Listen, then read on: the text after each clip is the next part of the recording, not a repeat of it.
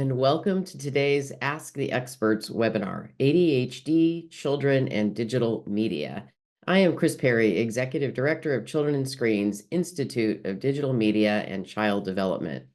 During today's webinar, we'll explore how parents and caregivers can best support children with ADHD in managing media use. We'll take a look at digital tools that aid learning and focus and examine the dual role of social media in spreading myths and providing valuable resources. Our panel of experts will offer actionable insights and strategies to foster healthier digital lives for youth. Now, I would like to introduce you to today's moderator, Dr. Carey Heller. Carey is a licensed psychologist and founding partner of the Heller Psychology Group based in Maryland. He specializes in the evaluation and treatment of ADHD and executive functioning challenges.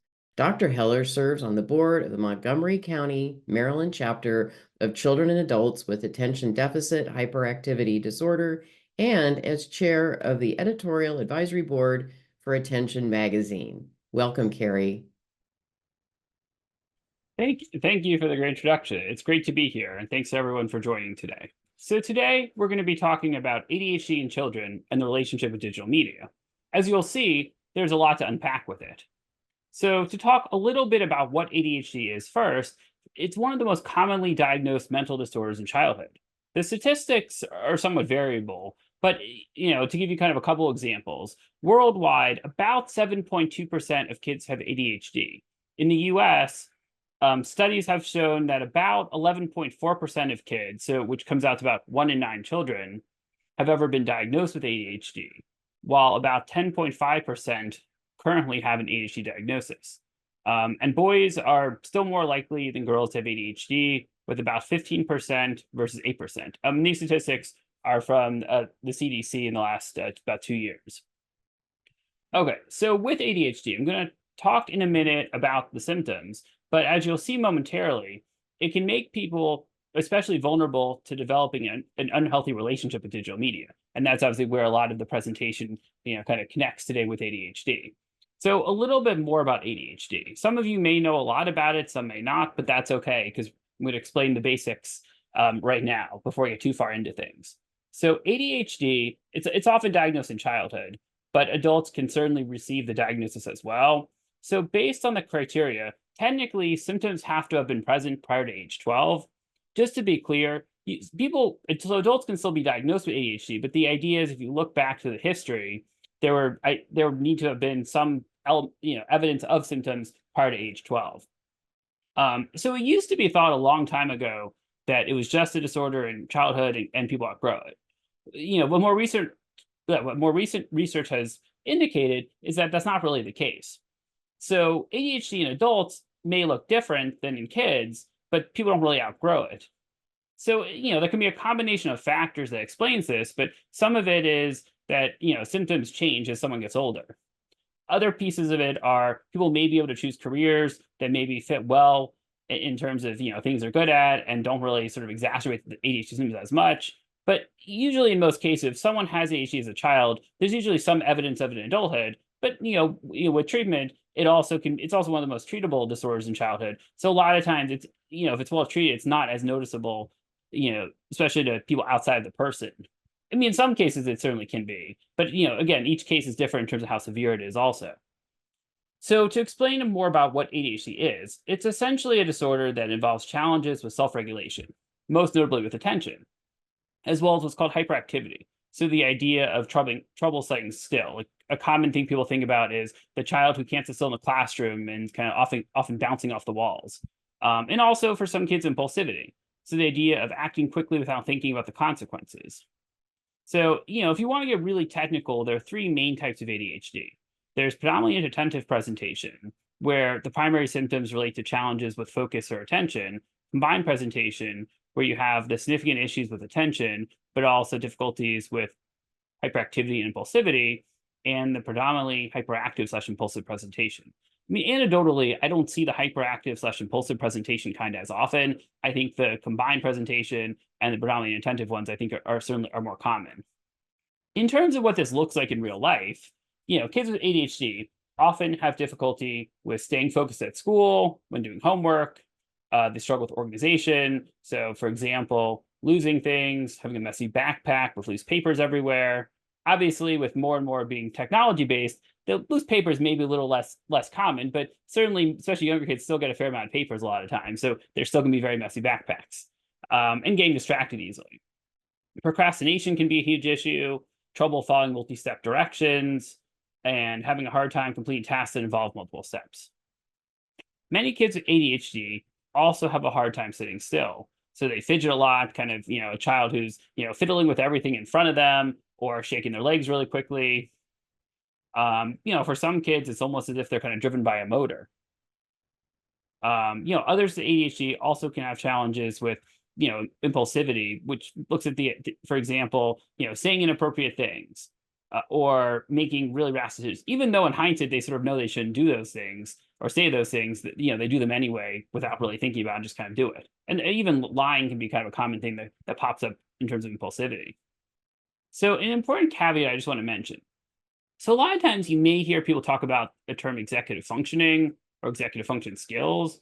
So this is an umbrella term that's used to describe a set of skills that they're often involved in task completion. So planning, organizing, time management, self-regulation, working memory, and other skill sets are often included, in this umbrella term. And so it's important to keep in mind that if someone has ADHD, based on criteria, they typically have weaknesses in executive function skills. However, this is really important to make sure people can have weaknesses in executive functioning and not have ADHD.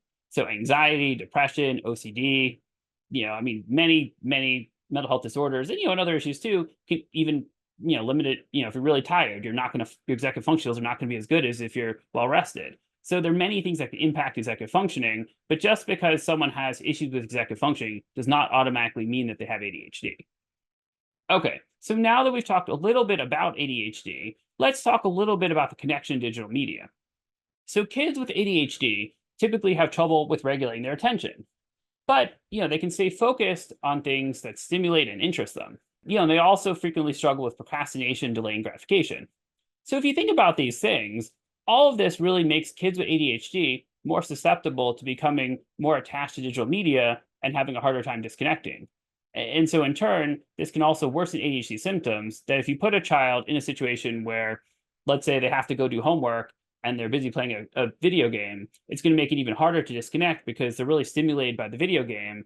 They may naturally want to procrastinate with playing the video game instead, but but it makes it even harder then to disconnect. And how this also impacts things in terms of worsening symptoms. So there's trouble disconnecting. I imagine a lot of you may have a child who, let's say they throw a temper tantrum when they're asked to get off their iPad. And so emotion regulation is another piece of it that can be connected to ADHD. And sometimes having to disconnect from technology can lead to challenges with emotion regulation. Also, constantly needing stimulation. The idea of always wanting to be doing something to keep themselves busy or something that's engaging and interesting. Kids sort of can train themselves inadvertently to some degree over time, even adults, where if you're constantly on a device or you always have access to be doing something, it can be even harder to tolerate those times where you're not engaged or stimulated with something. And so then also makes it even harder to then be able to be interested in, oh, let me go do this thing, that homework, or something that maybe just isn't as fun as playing the video game. And with digital media, it obviously provides a really highly desirable alternative to engaging in less desired activities such as homework. Also, with digital media, in most cases, there's very easy access to it. Think about what it's like with this presentation right now for you as an adult. So you're sitting probably in front of a computer or on your phone. Obviously, since it's an electronic program, you obviously have to be on some device to be watching us. But think about how easy it would be right now to be able to, check your email or get distracted by some random pop-up, something about your computer, or, if you have, a Mac, a calendar notification, or actually you can do a PC too. But the point is, there's anything that could easily pop up that could distract you. So think about how easy that is to get distracted. And if you have a hard time staying focused to begin with, just imagine how much harder that is to stay focused on this one thing when there's so much you could be doing, even on the same device, that's not whatever the main task is you're supposed to be doing. So the point is, there's a lot with ADHD and digital media. And as you'll see with the presenters and our Q&A, there's a lot to unpack on what to do about this to help make things better when helping kids with ADHD to navigate digital media. Okay, so now I'd like to go ahead and turn it over to Dr. Clifford Sussman to explain things a little bit further. So Dr. Clifford Sussman has been in private practice in psychiatry for children, adolescents, and young adults in Washington, D.C. since 2008, and is dedicated to helping people achieve a more balanced relationship with digital technology. He is an expert on internet and video game addiction and also treats patients with comorbid conditions such as ADHD and autism spectrum disorder. Thank you, Carey, for that introduction. So I'm going to talk more about ADHD and its relationship with excessive gaming and screen time and all digital media use. And I want to try to answer the question, why do kids with ADHD spend more time on video games than other kids? Carey already started to talk about that, and we know it's true. We know that even kids with screen use disorders, about 80% of them have ADHD. So the two really go hand in hand. But to understand this, we really need to understand what's happening in the brain of someone with ADHD that's causing all the problems that Carey was talking about. And if you think of the brain as a car, it kind of has a driver and a brakes. Our impulses, our desires for immediate reward, those are the things that drive us. That's a process represented here in this picture by the green arrow. So think of that as the driver of the car. That part of the car is powered by a reward neurotransmitter called dopamine. And that's why, and dopamine gets produced when we are getting what we want when we want it. That's when you get the highest flow of dopamine. And so, especially if there's no delay, so the what we wanted is the really important part. The red arrow represents the brakes of the brain. And that's located in the prefrontal cortex that Carey referenced. That's the part of the brain that's responsible for executive functioning. And we need those brakes to stop our impulses. We need those brakes to wait to get what we want. We need those brakes to stop the rewarding activity that we may be engaged in. So what is ADHD? It's essentially a disordered prefrontal cortex. So it's like a bad set of brakes. Now, it's a biological problem, so it's really inherited. It's not caused by gaming excessively. But however, if you have a driver with a bad set of brakes, what's going to happen? The car is going to go and go and go. And that leads to this seeking of instant gratification and continuous stimulation seeking. So that all helps explain why kids with ADHD, they want to spend so much time in the virtual world, especially if you compare what they get in the real world. I mean, let's take a look at, what they're escaping from when they go from the real world to the virtual world. In the real world, we have a lot of our success based on our ability to have long-term gain, right? We have to be patient in the real world. We have to tolerate a lot of boring tasks, a lot of tough tasks. We have to do things for our futures. We have to plan ahead.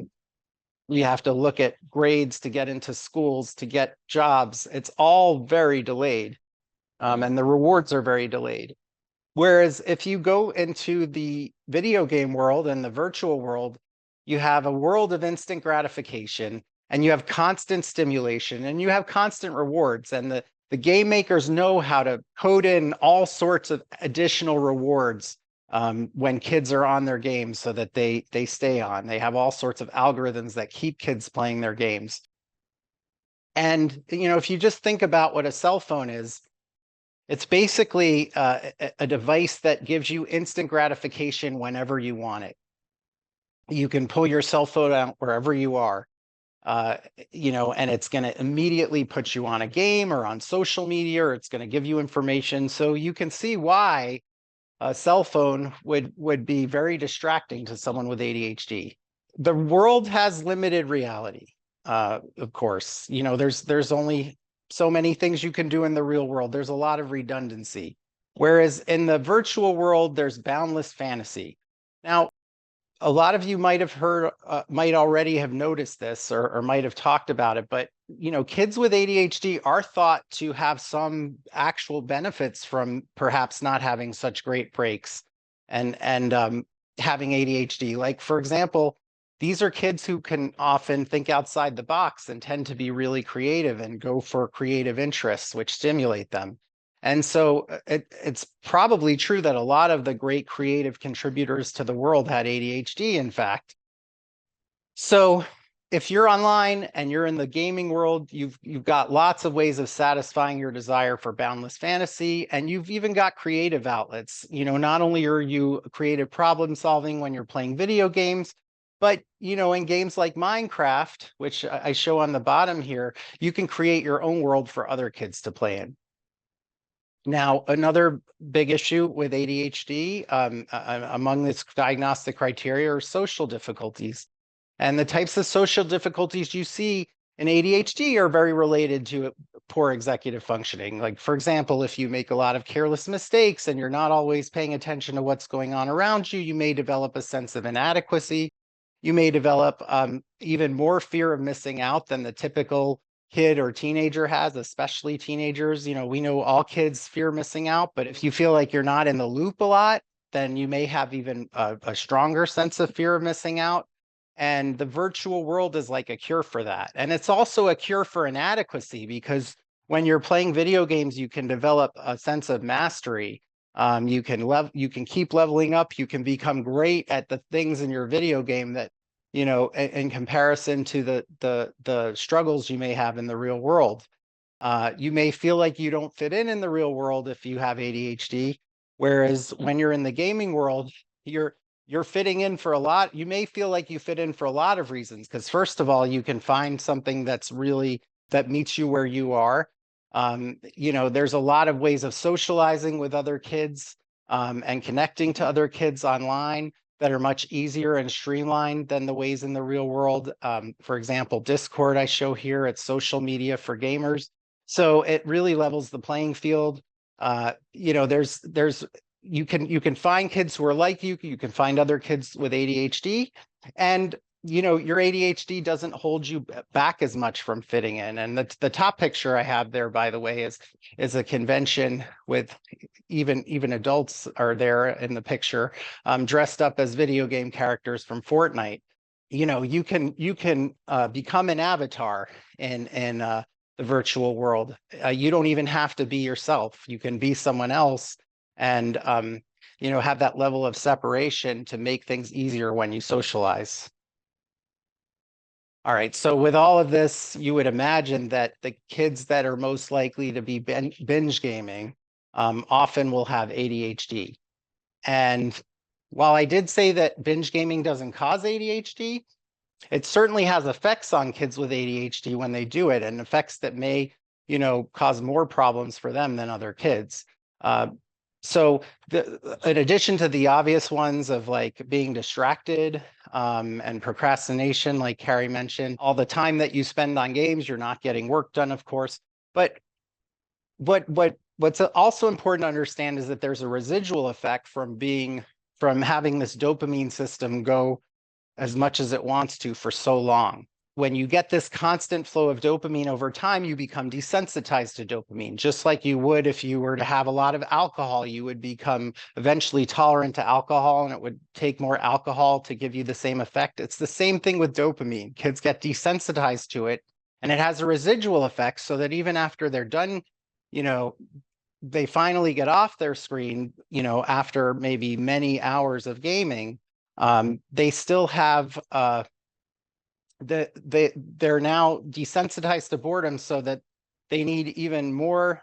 They're desensitized to dopamine, rather, so that they're even more sensitive to boredom in the real world, and they need even more dopamine from the real world. And they may be irritable. They may be even more bored than usual. They may have even more trouble paying attention in class than usual, and their executive functioning problems that they already have may become even enhanced.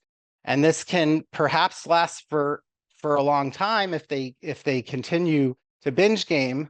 But the process might be reversible if they are able to stay off of their screens. If you were to cease doing all high dopamine activities, as I would call them, for like 3 days, it's possible that your brain will be restored to baseline in terms of the dopamine system, but you're still going to have ADHD. And so what I always recommend is that kids try to balance in as much low dopamine activities as possible, because we know it's impossible to get these kids off of their screens completely. I have lists of low dopamine activities. You can get them on the info section of my website.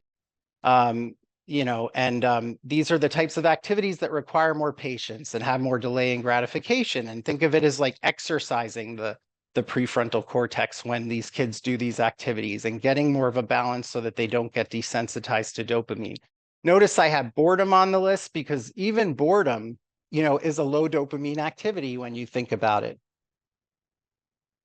So as much as it's the kryptonite for these kids, so it actually can be good to them.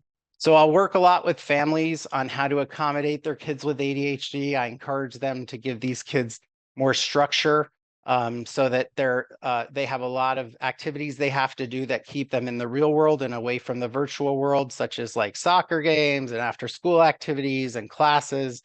I often talk with parents about trying to meet these kids where they are, by having logical and immediate consequences, as opposed to having consequences that are very delayed, like, oh, you get certain grades at the end of the month, you either get or lose your screen. That's a very delayed thing. And these kids are more about immediate gratification. So you can meet them there and say something like, oh, you went 5 minutes over your high dopamine block of time, and without changing activities. And so therefore we're going to double that and take 10 minutes off of your next block. Again, there's more about this on my website, but that's the type of things I'll work with families on for managing these problems with excessive screen use in ADHD kids.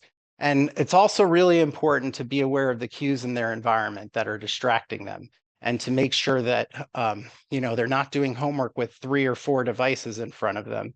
Maybe even have a area in the house for the high dopamine activities and an area in the house for the low dopamine activities. And, when they're done using their screens, maybe they leave them charging there and they go to a completely different area, so it's out of sight and out of mind. Of course, there's kids who are going to have so many problems caused by their excessive screen use, and ADHD kids are the most vulnerable to this, perhaps, in many ways. But parents need to look for the red flags that they might need to go get some additional help from a mental health provider, or a clinician of some kind, where, especially if they're seeing things like aggression over screen use, when you try to take the screens away or get a kid off a screen, excessive lying about screen use. I see a lot of cases of kids coming in who've stolen thousands of dollars from their parents for video game use. And if your kids are having suicidal threats, for example, when you try to take their devices, these are all red flags that tell you it's time to get additional help. I don't have time to go into a lot of treatments for these people in today's brief talk, but I'm happy to answer questions about that, and you can get a lot of information on my website. So thank you. Right, thank you, Cliff. You definitely gave us a lot to think about. I really love the car and the brakes explanation with ADHD involving a car with a bad set of brakes and challenges with delaying rewards gratification. I think that was really helpful in kind of conceptualizing this in a way that hopefully everyone can kind of relate to and really understand, even if you don't have a background in this or understanding how the brain works. I thought it was great in terms of thinking about the point not just about ADHD symptoms, but also the idea that a lot of people with ADHD, or a lot of kids with ADHD, for the reasons you mentioned, really like to sort of spend time in the fantasy world of video games. And I think certainly finding the balance with digital media, in terms of the time spent, but also the high dopamine and low dopamine. I really like the idea about the activity area for each. I think that can be really helpful. And one thing to keep in mind is that certainly with kids, parents can regulate digital media use to varying degrees. But the question really is, what happens when you have older teens who have more independence, or when kids go off to college, or for young adults already in college. And so, Cliff, so I'm wondering, could you maybe speak a little bit to how we can help prepare older teens who are heading off to college or already in college to be able to help manage their digital media use? Well, it's a great question, because a lot of kids with ADHD do really struggle in unstructured settings, and college is a very unstructured setting. And plus, it's like if they're whatever limits they might have had at home, they're not going to have when they go off to college. So I always talk to parents about trying to find a balance between sort of the extremes of parenting where um, some parents are just completely the screen police. They're micromanaging the screen time and over-regulating it so that their kids never have to self-regulate. Whereas there's other parents who go the other extreme and just kind of give up, and maybe they'll just enable the kid to use as much screens as they want, and regardless of whatever problems they're having. So, you know, parents in general want to kind of find a balance to support their kids where they're actually learning to become more autonomous and independent and responsible, which is something you want too, right? Because you want them to be able to launch successfully and be able to self-regulate their own screen time before they launch. So maybe on that balance, you're going to shift more towards when kids are younger and earlier in high school, you're going to have more limit setting, but as they get older, you want them to find their own routines and their own sort of ways to self-regulate. And a lot of the suggestions that I make for parents about like having the right environment and having a lot of structure, those suggestions work really well for first year of college too. And I think because the summer before college is often such an unstructured time where kids spend so much time binging on video games, that's something to keep in mind too, is maybe giving them something really structured to do and something to kind of detox them from all this dopamine before they go off to college so they really feel ready for it. Oh, thank you. Those are definitely very helpful suggestions and definitely great explanations. So thank you. So our next presenter is Dr. Anthony Yeung, is a general and geriatric psychiatrist at St. Paul's Hospital and a sleep disorder medicine specialist at the Center for Sleep Disorders at the University of British Columbia Hospital. Right, great. Thanks for the introduction, Carey. So I'm going to talk about two separate but related topics when it comes to ADHD and how both digital media affects sleep in children with ADHD and teenagers as well, and also how the role of misinformation and how that might play a role, especially for children and teenagers or even adults consuming social media content online. So first, let's talk a little bit about, well, sleep and ADHD. So as Cliff mentioned earlier, now there's certainly no shortage of distractions when it comes to screens and digital media use. And unfortunately, sleep is, well, one of the things that might end up being impacted, oftentimes to a very significant degree when there is excessive digital media use. And one question to really ask ourselves is, well, are our children and our teenagers actually getting enough sleep? The most current guidelines from the American Academy of Sleep Medicine suggest that if you're a child and you're age 6 to 12, really you should be getting anywhere between 9 to 12 hours of sleep. Now, if you're a teenager, it's a little lower, but it still should be fairly high at between 8 to 10 hours of sleep if you're anywhere between ages 13 to 18.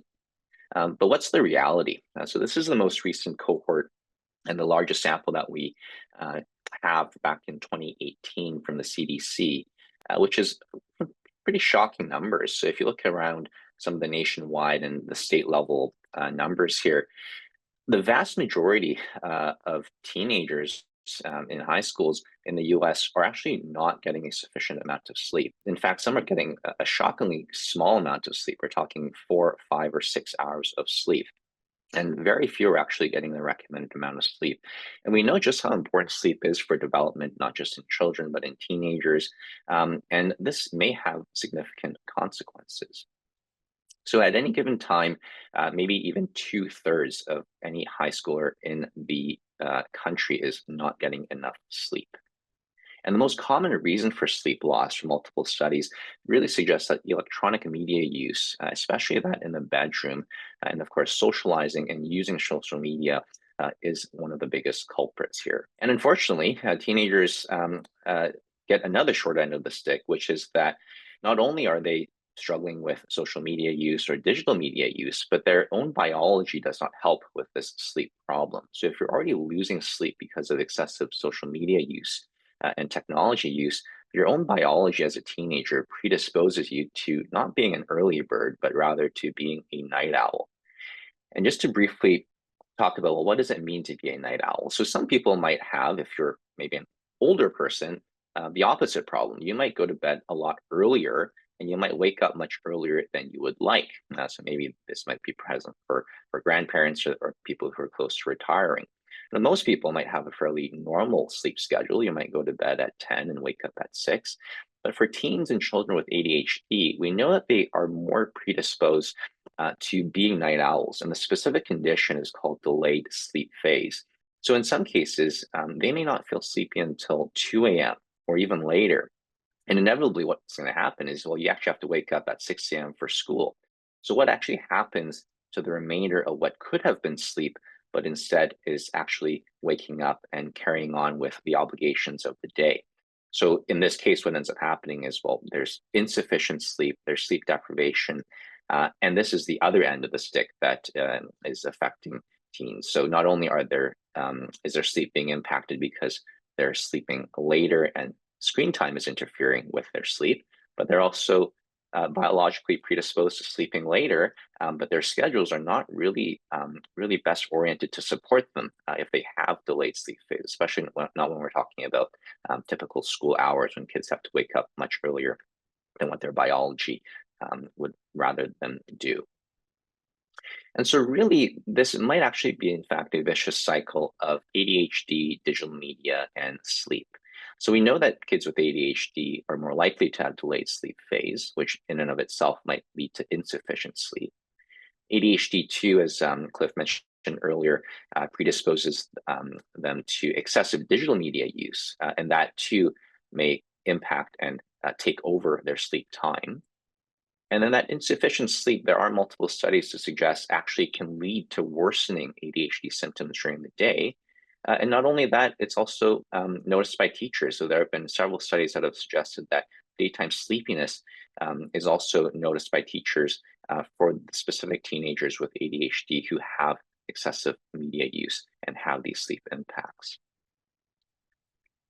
So really, when I think about ADHD and screen time and sleep, these are really bidirectional or two-way streets, meaning ADHD can affect sleep, sleep can affect ADHD, and screen time in and of itself can also have these bidirectional impacts. So it's really about thinking what we can do to modulate these three different things all together.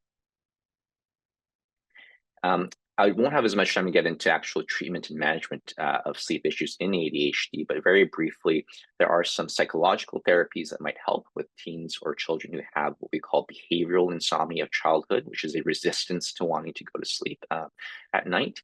And in some cases, but really this should not be a reflexive action, but in some cases, there are some studies that suggest that melatonin may play some role in this population for helping with this delayed sleep phase. But again, if anything, melatonin is probably overprescribed these days since the pandemic, but there is some research to suggest that that may play a role. So that's the role of sleep and ADHD, and certainly how digital media might play a role in impacting that. But I'll switch gears now a bit to talk about misinformation and how this plays a role in terms of both our understanding of ADHD and how we might even conceptualize ADHD in the 21st century. So over the past number of years, especially since the onset of the pandemic, there's certainly been no shortage of articles, information, and just content online about ADHD. Many people getting diagnosed with ADHD, many people talking about ADHD. From a social media perspective, though, I think TikTok has probably been the single biggest contributor to information when we talk about social media user-generated content about ADHD. You've probably seen videos like this, like the top 10 signs of ADHD, things that you won't believe are related to ADHD, maybe a 10-second test that you can do online to determine whether or not you have ADHD.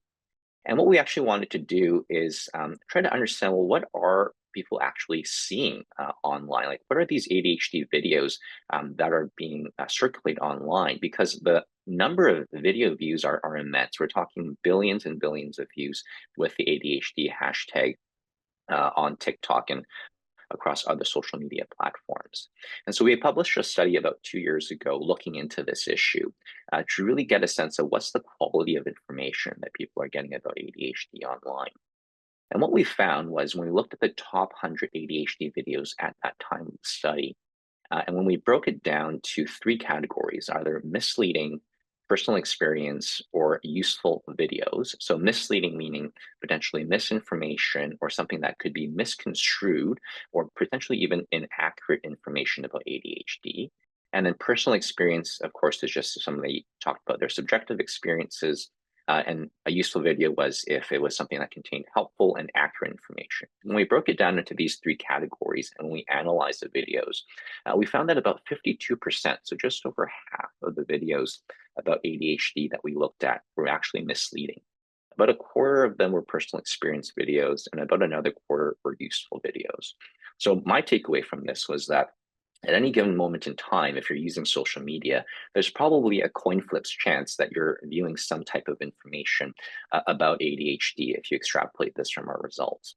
And the impact of this is not insignificant. Again, the number of views from the videos that we analyzed averaged to almost 3 million views a video.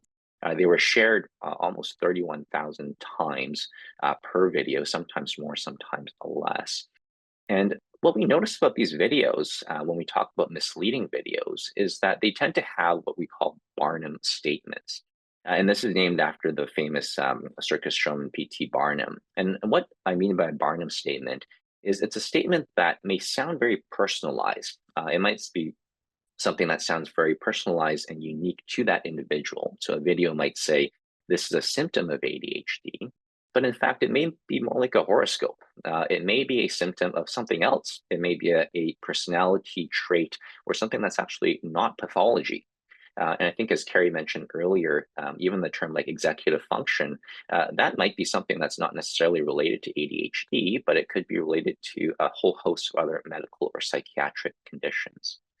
And so the amount of information that we saw online that had these Barnum statements or these horoscope-like statements, for example, here, this idea of object permanence, which is, if some people are familiar with this term, is actually a developmental term for infants. It doesn't have something so much to do with ADHD, but on ADHD Talk, it's kind of been misconstrued as an actual part of ADHD. And so when you think of something that used to be a proverb like out of sight, out of mind, it then becomes object impermanence from ADHD, which is actually not a clinical term. And certainly ADHD is not the only topic that's talked about on social media, but I definitely think compared to other mental health topics, ADHD has definitely taken a much more prominent presence on social media platforms compared to some of these other topics. And why information or misinformation matters is for several reasons. One is that individuals with ADHD may in fact mistake their symptoms, and they might actually have another medical or another psychiatric condition that explains their symptoms, but because of what they're seeing online, they think that it's actually part of their ADHD. So in my clinical practice, I've certainly had experiences where somebody will come to me in the sleep clinic with a diagnosis of ADHD, but not only that, they might actually have sleep apnea, or they might actually have narcolepsy, or they might actually have an undiagnosed psychiatric issue. And so it's really important to make sure that not only are we thinking about ADHD, but really thinking of the symptoms that could mimic ADHD. And then on the flip side too, is that people without ADHD, if they're using social media online, they may then incorrectly assume, if they see misinformation, that they have ADHD or perhaps even self-diagnose themselves with ADHD. Now, it's not all bad news. Social media, I think, has played a huge role in destigmatizing ADHD, spreading awareness about the condition. But this is really a double-edged sword, and I would really say it's viewer beware. You really have to put a critical lens when it comes to using social media information. Another finding from our study is that the majority of social media videos, over 90% from what we found in our study, were not made by mental health professionals. So again, these are user-generated videos. They haven't necessarily been vetted in a mental health setting or by a mental health professional. So again, it's really important to critically examine the content of these videos. And I'll just leave in that again, going back to what Carey mentioned, which I think was a very good point, inattention, much like executive function or poor focus, is not just a symptom of ADHD. In fact, there's a endless list of, again, both medical and psychiatric issues that can contribute to inattention. And so I think one of the things that's really important is when we talk about inattention, especially on social media, making sure that it's not just this focus on ADHD, but really making sure that we're critically thinking about whether or not it could be, in fact, something else. So with that, I'll finish my side of the presentation. And yeah, looking forward to any questions. Thank you. That was definitely really interesting and helpful, and you definitely shared a lot of really good points about sleep initially, and then about sort of the accuracy of information, what you see in social media online for ADHD. So I guess a couple of things that stood out to me. So, certainly on your slide about the recommended number of hours of sleep for different ages, I think that was really helpful because it gets at the fact that it's not just one magic number for each age group in terms of number of hours. And so I think it also recognizes that there's some element of individuality in terms within that range, how many hours of sleep a particular child needs.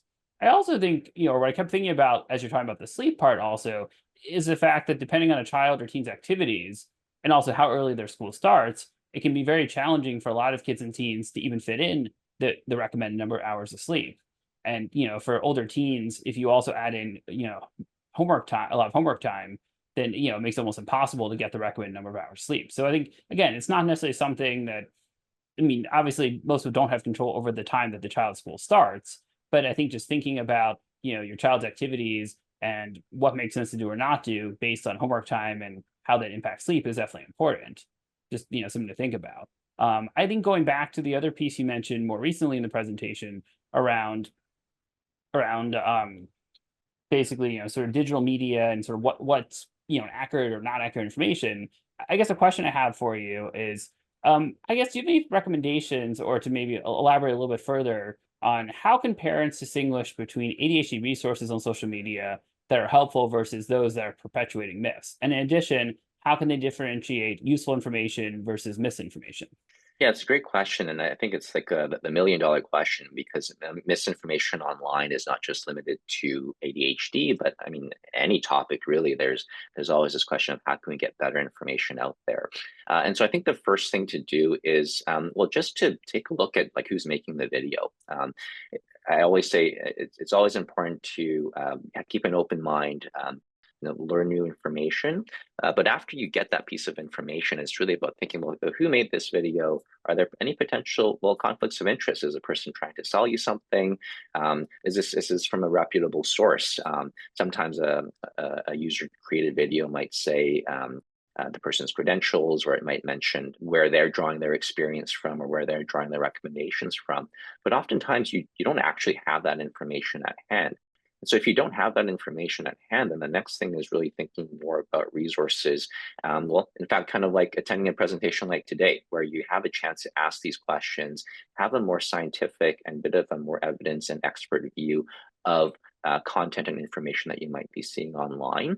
I wish there was kind of this single answer I could say, just go to this specific website and then all your questions will be answered. But sometimes even on medical websites, you might have some conflicting information because of ongoing research, because of maybe differences in the way that scientific literature is being interpreted. But I think really having a more critical lens and even just talking about it today, I hope that gives people this additional view just to say that, okay, yes, there's a lot of information out there, but in many ways, it's almost like drinking water from a fire hydrant. There's so much information coming at you all at once. Sometimes it's important to take a step back and say, okay, who's making this? What's the reason behind making this video? And could there be all other reasons that could make this information not as accurate as what it might seem to be? Well, thank you. Definitely great advice. Okay, so up next, we have Shelley Haven, who's a certified assistive technology professional and rehab engineering technologist who specializes in matching students with appropriate technology.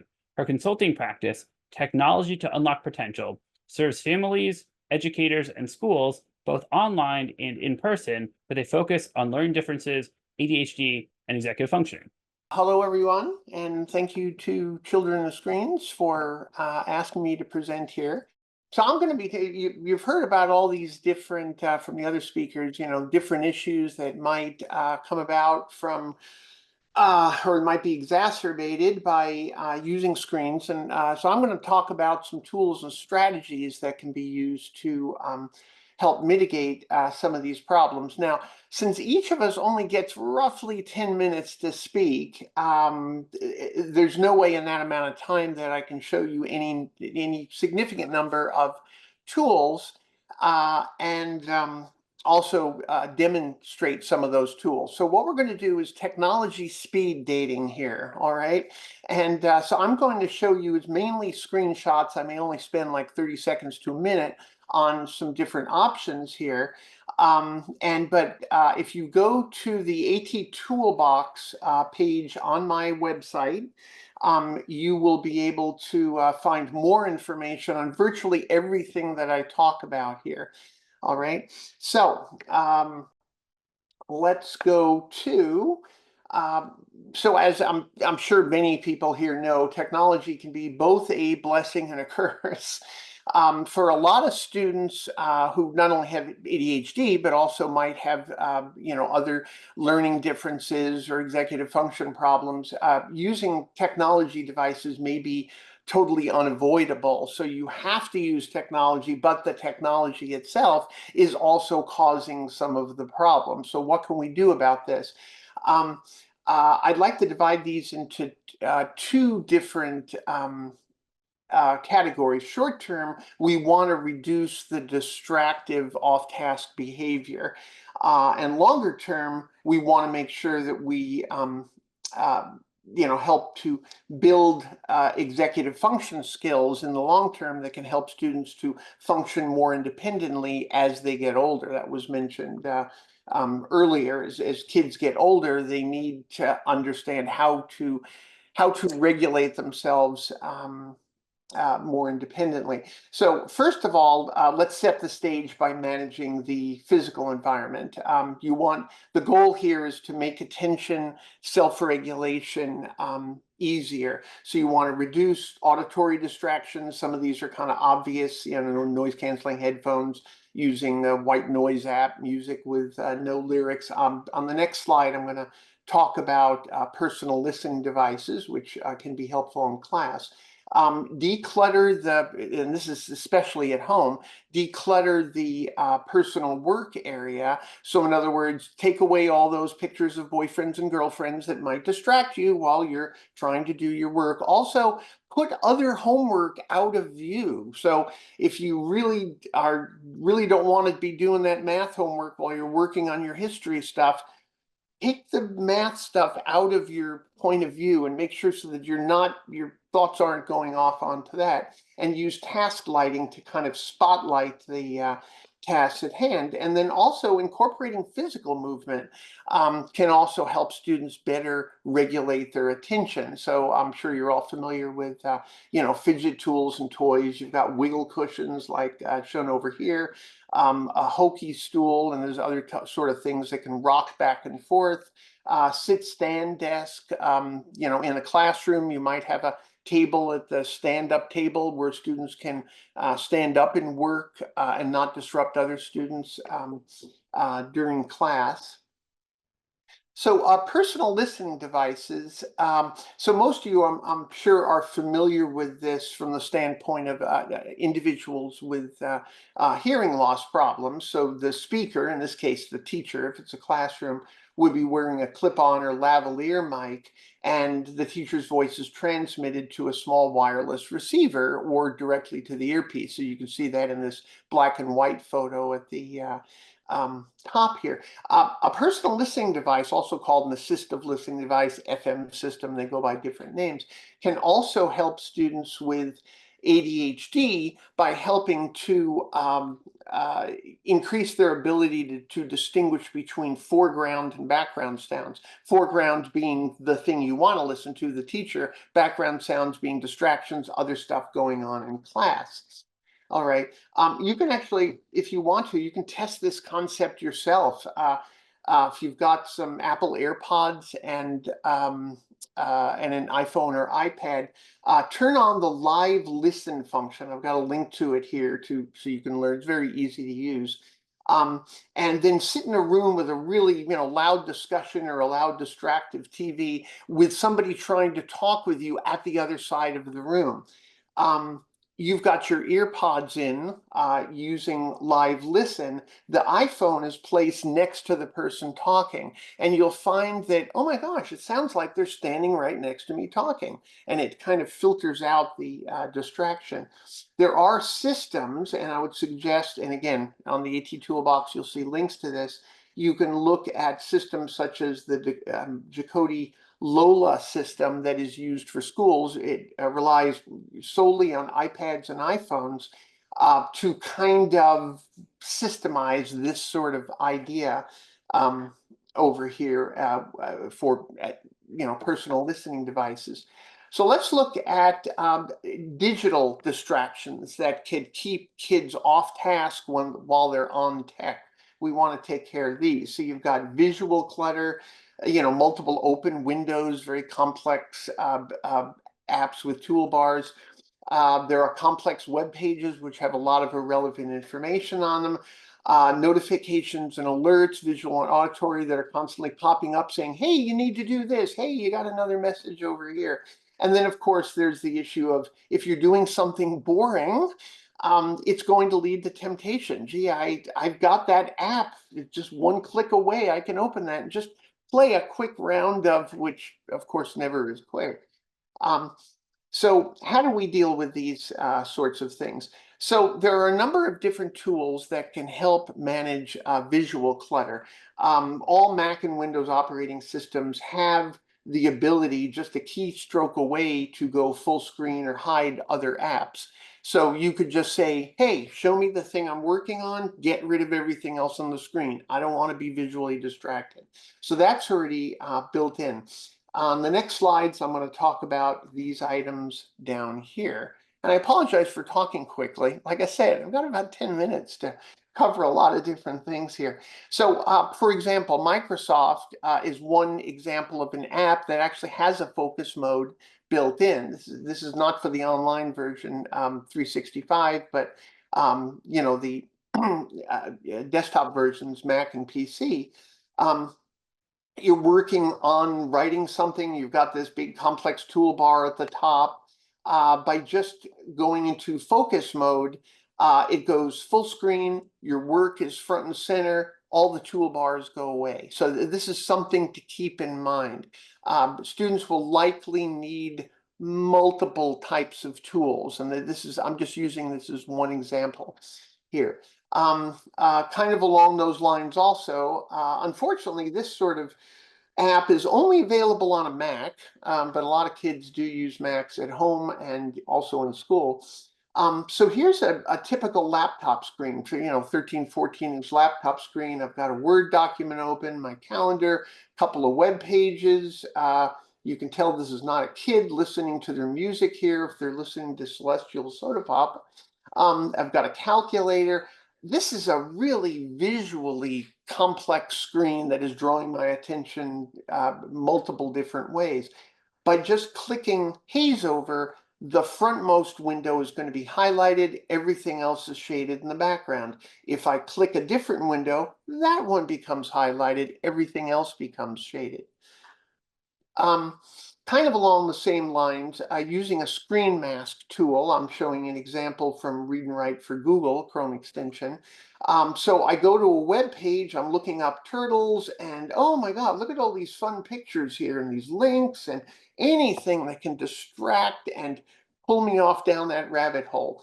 But if I could use, let's say, a reading light or a screen masking it's a kind of a horizontal reading strip. This is movable. So when I turn that on, most of what I'm looking at is faded out in the background. I can move this lit up strip, this highlighted strip, up and down to act as a reading guide and kind of train my attention on something and trying to kind of fade out other things on the page.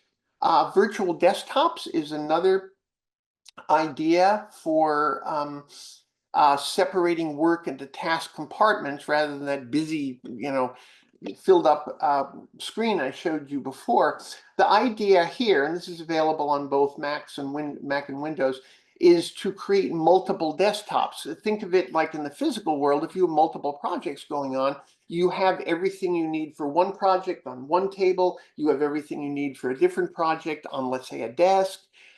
This would be the virtual version of that. So I could take apps and files that I need for general school work, let's say my browser, to-do app, calendar. I'm going to put that on one desktop.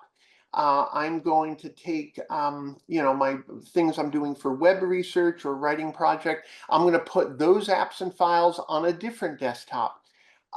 So that when I want to work on that task, I go to that virtual desktop and I just have what I need and I don't have anything I don't need. Web pages are, they're kind of geared to keep you engaged, unfortunately.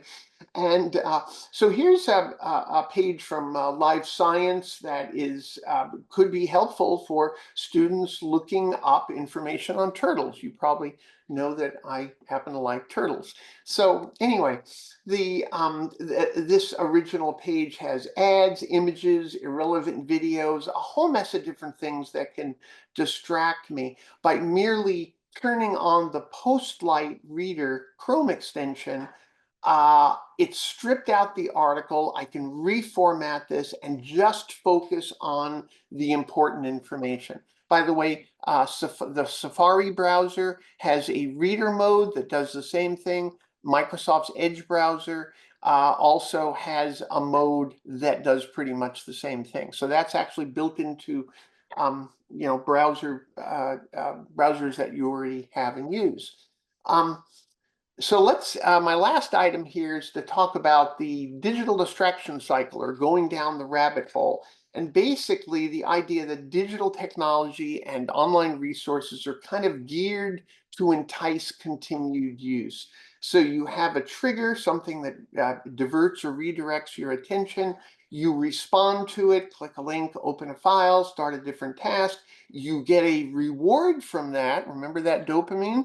You get a reward from that. Hey, it's more interesting. It's less frustrating. It creates the illusion that I'm multitasking. And the worst of all, there's usually more triggers, and I just complete this cycle. So our goal is, what can we do to reduce or eliminate those triggers, prohibit a response, or disconnect the person from the reward? All right.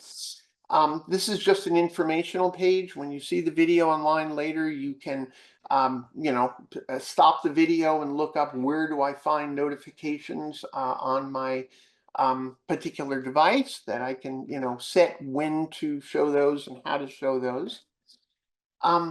So tools to short circuit the distraction cycle there's two terms here to know about. Blacklisting something means that the person cannot access these sites or apps. Whitelisting means you can only access these sites or apps.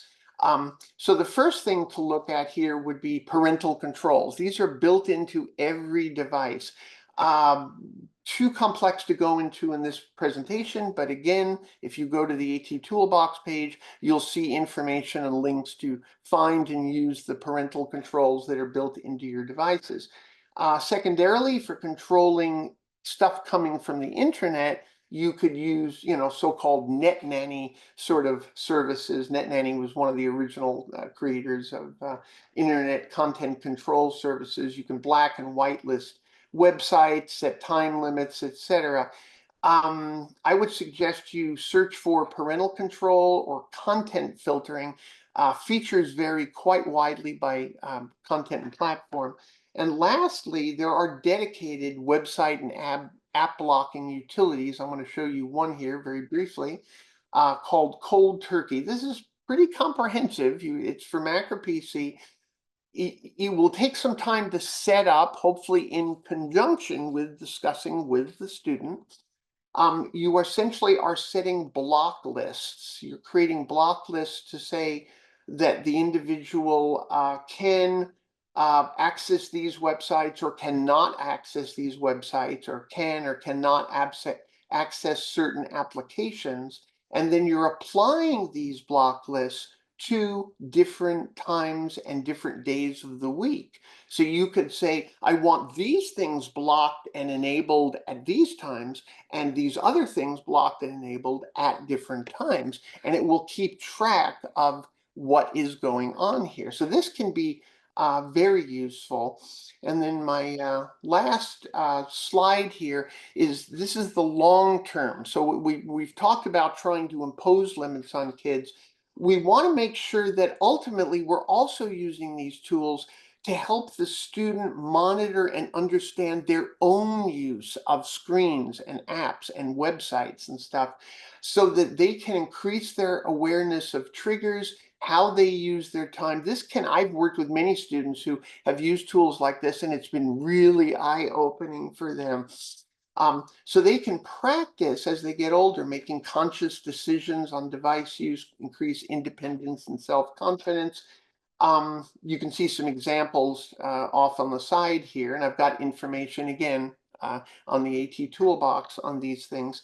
And then finally, these tools themselves are not going to solve problems. Let me just make that very clear. Tools work best when they're coupled with thoughtfully selected strategies. So work with the students to help them understand the purpose of the tools, collaborate with parents and teachers to create workable strategies, and then allow time for practice and setbacks and self-awareness growth.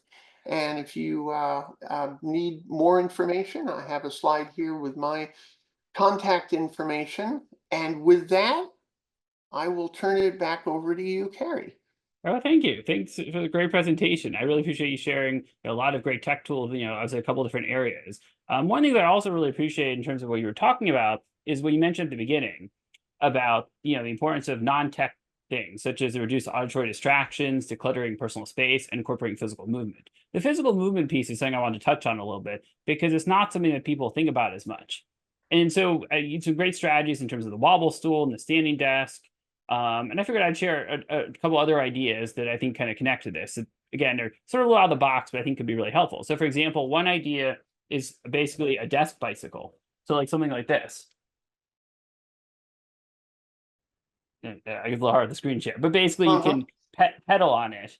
Yes. So, because the idea with any of the physical things is they need to be mindless, because if it's just a random fidget that someone can basically look at and is playing with, and they're looking like this, then it just becomes another distraction. So the idea behind the physical movement piece is important. It has to be mindless.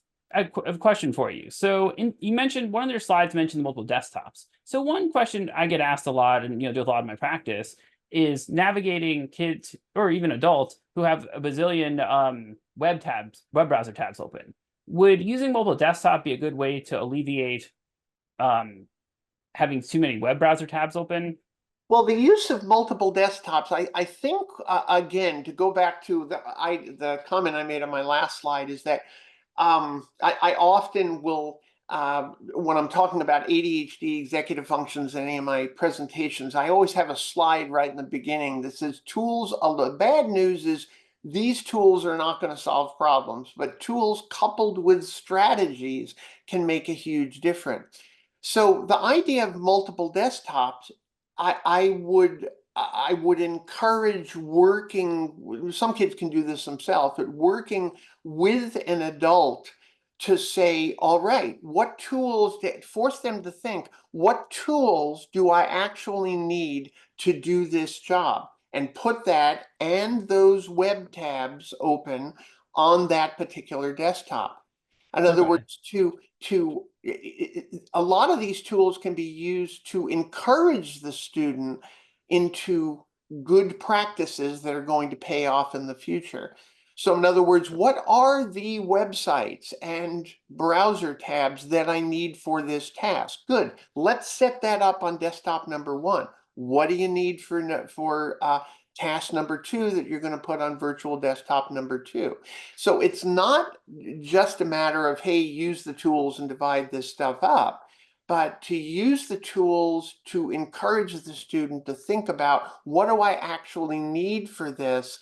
And then to try to integrate that into the way they do tasks. Okay. I agree. Well, thank you. That's definitely very helpful. Okay, so now we're going to move into the formal kind of question answer part of today. So I guess the first question I have, actually this one is just for Cliff. You can just very briefly, could you just define, when you mentioned binge gaming, could you Yeah. just define what you mean by binge and sort of how much screen time is too much? Obviously, I know Yeah. maybe a little variable, but just Yeah, very well, briefly explain that would be sure. I great. mean, Thank of you. course it varies. I mean, I think theoretically, a younger kid can can only handle a shorter block of time, and like the the general principle is that the longer you're on a screen, like the exponentially harder it gets to get off the screen. And so, and with younger kids who have even weaker breaks, they probably need the shortest blocks of time. And with older kids, they can probably tolerate longer blocks of time, maybe with teens or young adults or adults. But in general, you know, I recommend that people try to pick like a reasonable block length of time and be consistent with that length of time for when they do what I call their high dopamine activities. They're gaming, they're browsing, their videos, they're streaming. So for example, for a 17-year-old, it might be an hour. For a younger kid, for a 5-year-old, it might be half an hour. And it's not so much, it's not as important like how much total hours in a day as it is how much at once in one sitting in one session. If that younger kid maybe has like half-hour blocks that are separated by a half an hour during their unstructured time, that might actually not only create balance, but give them more opportunities to sort of exercise those the breaks of that brain and delayed gratification. Similarly, like the older person, because they're on for an hour, maybe they also should be taking a break for an hour. So yeah, I mean, there's no, of course, I need to often customize things for individual patients and families in terms of what works for what's the appropriate amount of screen time. But it's not as simple as just saying, well, you don't want to go over this many hours in a day. And I don't want to say that like if you do 2 hours, that's a worse binge than 6 hours, because like, again, it gets exponentially worse the longer you go. So of course, what we really don't want is kids being on for, 6, 7, 8 hours all night long. And we know that's happening all the time. Right. No, well, thanks for explaining that. And kind of a next question kind of segues into this, is really is for everyone to answer. Is do you guys think that rules around screen time should be different for ADHD youth than their neurotypical peers? Well, I mean, I think that, rules can vary not just between different peers, but between different members of a family. But that will irritate siblings when they have different rules than their siblings and things like that. So you kind of have to balance that and choose your battles.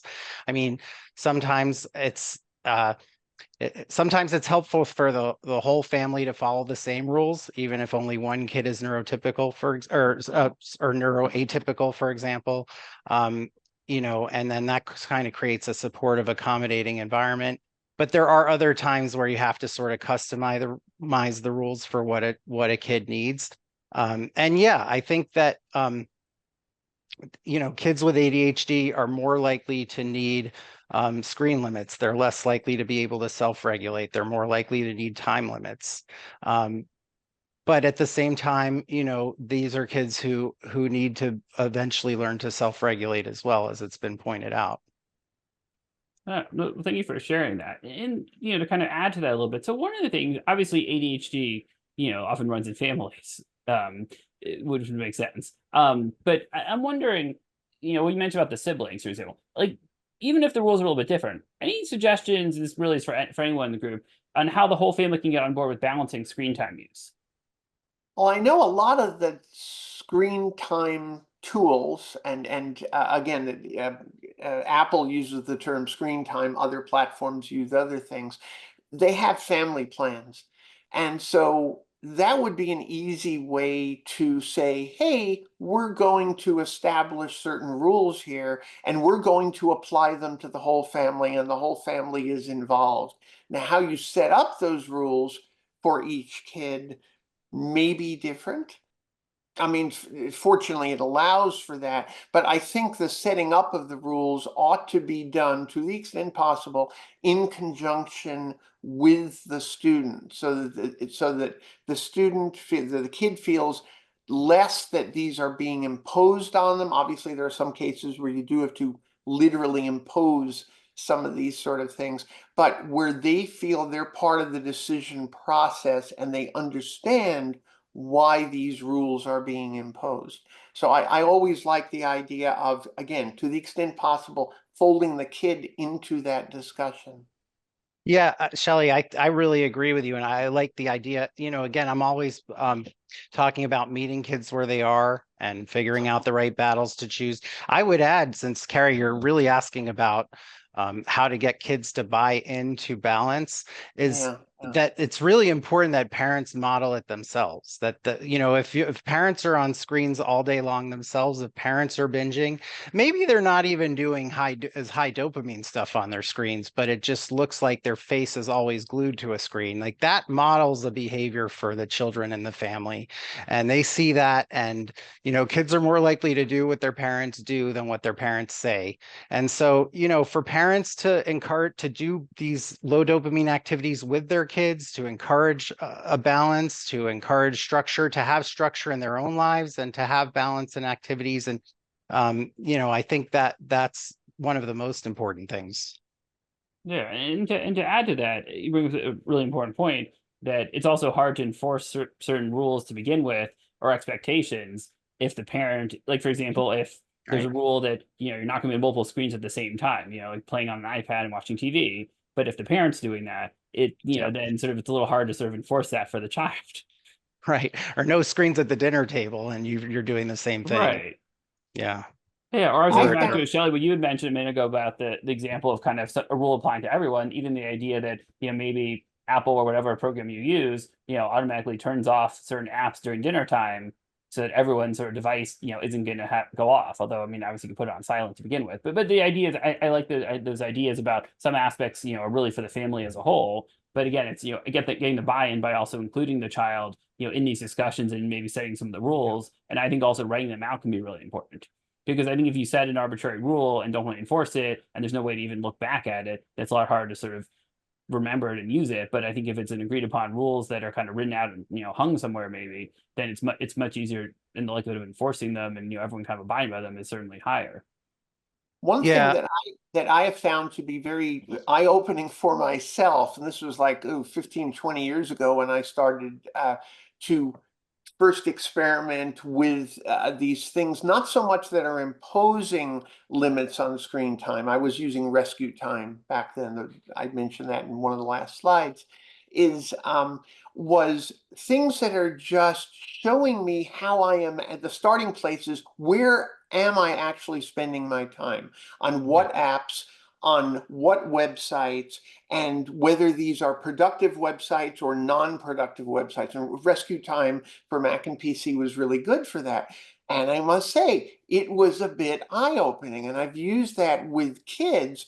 I remember being sitting in the middle of an argument between an 8th grader and the parent as to how much time they spend on Minecraft. So we set that up so that the kid, to see what the actual number was. The kid was saying, "Oh, I don't spend any more than half an hour a day." Well, when I went back 2 weeks later, it's like, yeah, I'm spending over 2 hours a day, and that became the beginning of a broader discussion as to, and that's not good. What can we do about it? Yeah, it's, Shelley, if kids have their own insight and they're telling the parents what they need, it's so much more effective when the parents are telling the kids what they need. And I do that too. I'll have kids like use the screen time apps on their iPhones as an example to get feedback. And they can see just how many hours that they're really binging, and it's usually more than they think they are. And it does sort of break through that denial. And parents have the same denial. So, I think we should all look at our own cell phones and see, what our screen time is telling us. Yeah, no, definitely a good suggestion. And yeah, that definitely can, I imagine a lot of people can relate to that. And kind of, switching gears a little bit in terms of some of our other questions we've had from today. I'm wondering, so, if in terms of short form media, such as Reels and TikTok, how do you think that impacts children's attention spans? I mean, I can take this one because it's actually very relevant to what I was talking about when I went into the biology and how we have this dopamine reward system that wants instant gratification.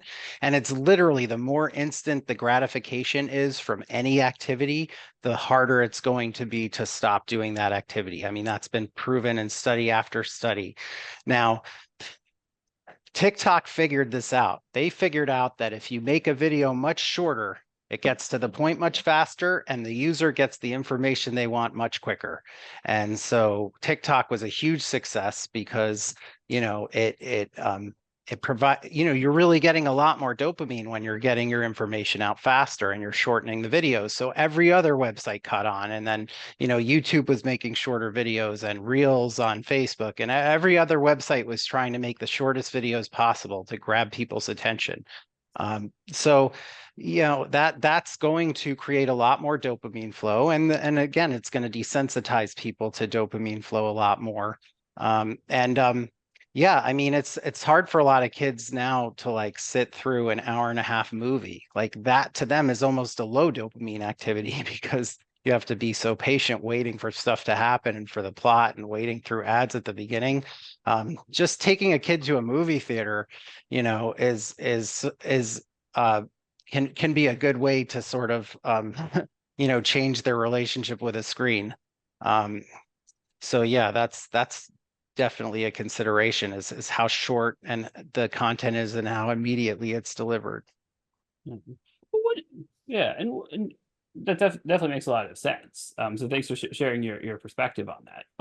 I guess in terms of, obviously we've talked a lot about today in terms of digital media and obviously a lot of negatives. But, one thing I guess I'm curious your thoughts on are, with the increase in technology in schools, especially laptops and Chromebooks, do you feel like, using a lot of technology in school, do you feel like it's helpful or harmful or a combination for kids with ADHD? Like, how would you guys, or what do you think about that?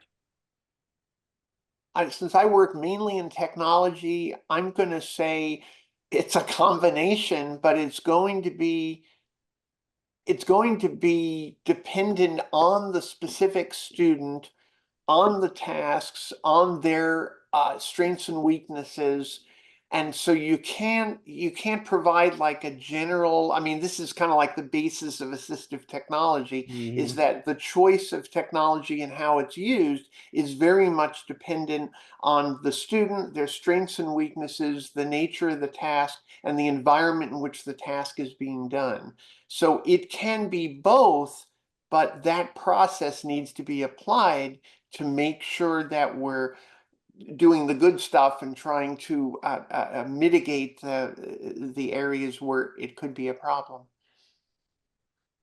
I think Shelley raises a really good point as far as, it's hard to give a blanket statement because technology is so wonderful in so many ways. And just speaking from, I think, some of the a perspective of because I'm based out in Canada right now, where a number of school districts in our province here in British Columbia, but also in other provinces in Canada, is implementation of phone restriction policies in schools during the school day.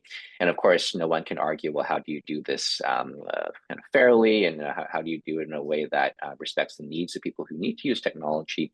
But at least anecdotally, what I've heard is just simply having, I guess what Cliff mentioned, as kind of just this low dopamine environment where you can just sit down and just write something down, or just sit down and look at a textbook without having this impulse to check your phone. What I'm hearing from a lot of teens and also from teachers is they're kind of shocked that just even a few weeks into the school year this year, there were reports that kids were actually saying that they felt they could focus better, and teachers were noticing, well, the classroom just seems more focused and less distracted. And so obviously having everybody with a laptop out at their desks 8 hours a day at school is maybe not the best, and having no laptops whatsoever may also not work. But I think it's really about finding a balance. But we certainly notice that teens are noticing it themselves as well when they realize that, hey, maybe I don't need to have this phone in my pocket for the whole school day, and maybe that actually can help with my learning, help with my focus.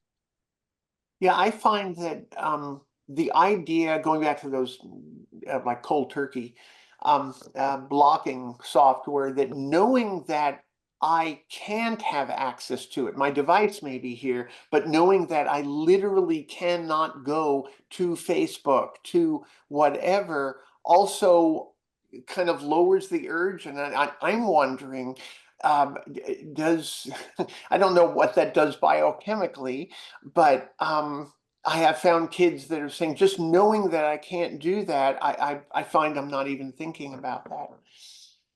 Yeah, I mean, it's interesting because I think there's some kids that don't think, but I also, sort of flip side, I also see kids that they spend their entire time focusing on how can I get around it. Yeah, yeah. I mean, one tool is actually kind of cool. There's a program called Forest Focus, where basically it's a website blocker program where basically a tree grows, and basically if you try to activate the program early, it says it'll cut down the digital tree. So for some people, that kind of creates an interesting motivation to keep going because they don't want the tree cut down.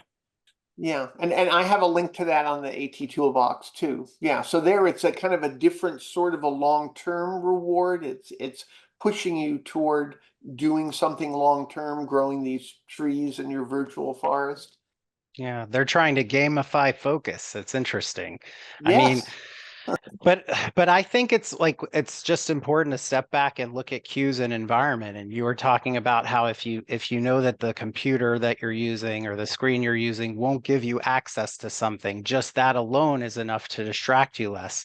And I would take it a step further and say that when kids are trying to do assignments on the same device that they will use for much more high dopamine and entertaining stuff, or they have those other devices around them, that it's kind of like an analogy as drinking water in a bar. It gets very tough for kids. They have the cues there. They're sort of programmed to want to check their phone or to want to, unminimize their Discord and see what their friends are talking about. So I think that there's so many wonderful executive functioning tools on all these devices, and Shelley, you did such a great job of talking about them. And I think a lot of people with ADHD benefit from like the task lists on their phone, and they benefit from the calendars and things like that and reminders, although they can sometimes get too dependent on it. But those are wonderful ways of helping somebody with ADHD compensate, but it is a double-edged sword, like we keep saying. So yeah, Anthony, it's like balance is so important.